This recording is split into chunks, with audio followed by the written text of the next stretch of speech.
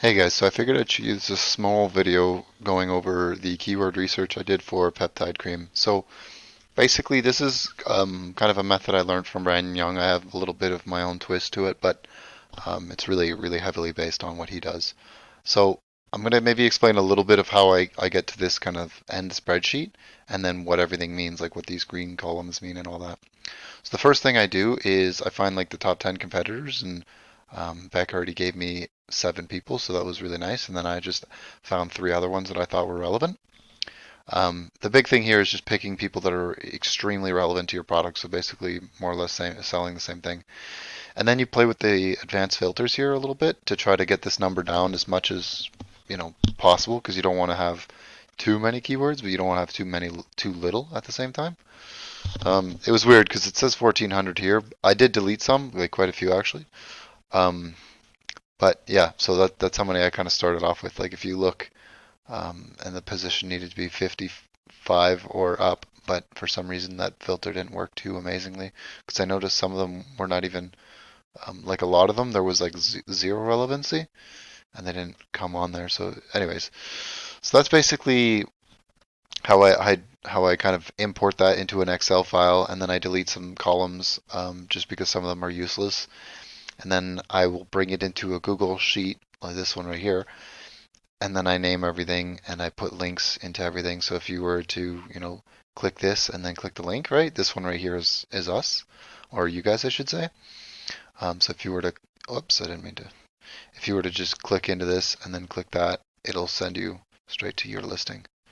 Um, So you could do the same with all the other ones as well. Now, green means it's extremely low competition because it's not ranked on a lot of different keywords. Like they don't have a lot of diverse keywords. Um, the only reason why a lot of this is green, though, from what I could tell, is again like Cerebro didn't do the best of jobs. Like their filter wasn't on the best, in my opinion. For some reason, it didn't filter out this one right here too good, the position rank, and that's why they all look green. Even though I'm sure if it was working a little bit better, it would have maybe had some oranges. But anyways, looking at this is actually really, really. I guess it gives you kind of like a lot of hope because there's a lot of room to grow, like a lot. For example, this listing right here, which there's a variations in it, so that's why there's quite a bit of search volume in there. But they have 42% of the market share for like all the keywords that are on this list, anyways. And then you guys only have 5%, a little bit less. So that tells me that there's a massive amount of room for growth, right? Now, according to Helium 10, which I think you guys are making a little bit more than 100 sales a month, but that's what Helium 10 says. And then as for these other listings, it's the same thing, right? So like it's a guesstimate, but it kind of gets to show you guys like how much more room we have to grow, right? Because like we're on the bottom of the scale in my opinion, right? Like somebody that's ranked only 1% of the keywords or a little bit less or a little bit more is doing like 17,000, which I think this is what I would consider an outlier because they're probably like a big, I don't know, maybe they drive their own traffic to it or they're a really massive brand. I'm assuming that they're a really big brand and they most likely drive a lot of traffic to it through something else, and it's not really Amazon related. So this is, I would consider an outlier, meaning there's some outside influence going there because it doesn't make sense for them to be ranked on only 1% of the stuff and just killing it really in sales, right? Because somebody with 14% isn't even doing as good as them. So I think that they're driving a lot of external traffic, meaning that these guys, they actually suck at their job because if they were a little bit better at their job and they knew SEO and how to like actually put in your keywords in your listing properly, they could be destroying it, right? But anyways, so how you use this Google Sheet, this is the filter tab, and I filter by relevance, but you can filter by keywords for certain products, right? So for example, if I want to see what you guys are ranking for the highest, you could do that, right? So for these particular keywords, you guys are doing, these are your top keywords, right? Um, and as you can see, there's not any of them that are in, top, I want to say 10, which isn't ideal, but the fact that we're at least on page one for quite a few search terms is good, is promising. So I think if we did some some ranking campaigns, we could definitely bump that up to top of page one, if not, top five. So that's kind of the goal here. And you can also filter through other competitors as well. So if you want to see what this guy's, doing, whoops, I keep doing it the wrong one. It's A to Z. You could see all the different keywords that this guy's ranked for. Now, some of the keywords that this guy's ranked for is the ones that you're not even indexed for, really, or at least so far down that it doesn't look like you're indexed for. Like, for example, um, rose face cream. So I'm assuming, I'm not 100% sure, this is a branded keyword, maybe, or maybe I'm wrong. And then hemp face moisturizers, so you guys aren't indexed for that by the looks of it. So a couple of these that he's doing really well on, you guys aren't even indexed on. So maybe this competitor isn't the most relevant to compared to you guys, but either way, that's kind of an interesting thing to see, right? Like there's all these vitamin C keywords that you guys aren't indexed for, right? Because you guys are like, it says 306. It's not that you're not indexed for, it's just that you're so far down that like, at some point it caps out to 306. So in some cases you might not be indexed, but in others you might be, but you're just so far down that you're basically unfindable is that, you know, short version of that. So this is the key. This is how the spreadsheet works. You can filter your data and then see what kind of um, stats you want to see, what kind of keywords. Like I said, the green stands for low competition, meaning they're going to be easy to beat.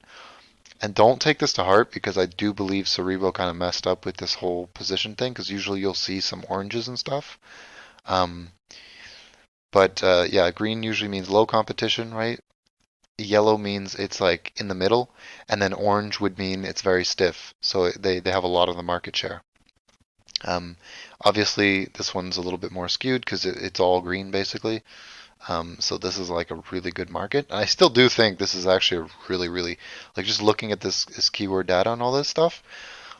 I think if we ran like a good ranking campaign, and I mean we really pushed it, and not like I know in the past we've been pretty conservative with how we've been running it. Um, but if we did all the green ones that I want to choose, or maybe we skip out on some of them, then we could probably get some really good traction.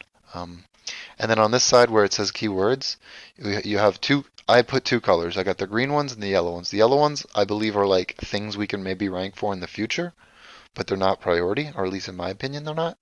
And then the green ones are keywords that I would like to go for right away, meaning these are priority. And then if you want, you can add a blue color, right? So you can change my green ones to blue, saying that those are the keywords you guys want to use. That way we can kind of communicate without, having to type put in this keyword, do that keyword, do this keyword. So right now you can also filter by the different colors. So let's see all the green ones. So as of right now, I picked 10 keywords. I feel like that's a pretty respectable amount. And the flows I can put in more if you really need be, but the flows are actually, as for template wise, they're capped out at 10. At least some of them are. Some templates are a little bit different, but anyways, so 10 keywords, I feel like that's pretty diverse. They're not really huge search volume, as you can see. They're fairly small. But I think if we rank these 10 keywords and we really push some good volume behind them, and most of them we could do search find by right away, um, we can like it'll raise up a lot of other search terms that are relevant towards these ones. So that's kind of the reasoning behind like taking a lot over just, a couple that have huge search volumes. I do believe this is the best process. Like I'm running some ranking campaigns for some people, and they kind of pick very broad terms, in my opinion. And I think this is where most of us sellers fall short is they don't do really good keyword research because there's not that many people that teach it that well, in my opinion.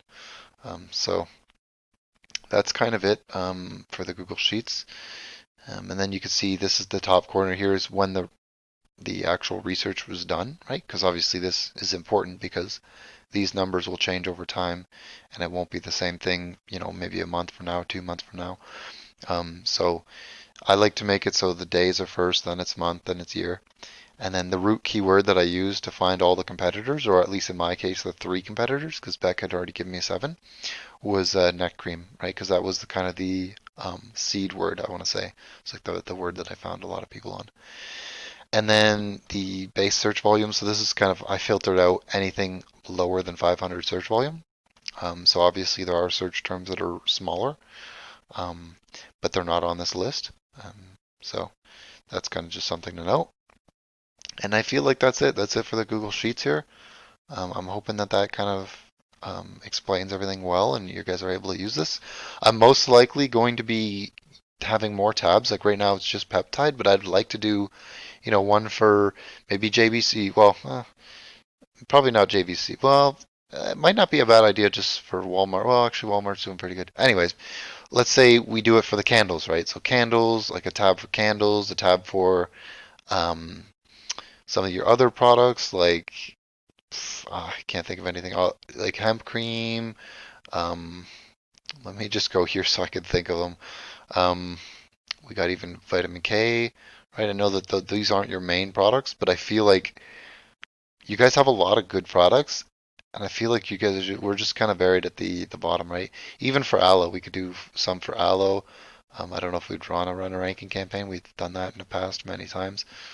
Um, but yeah, and then that other product that Brian's been mentioning, the hair growth, I think that is. I'm not 100% sure, but yeah, maybe we can.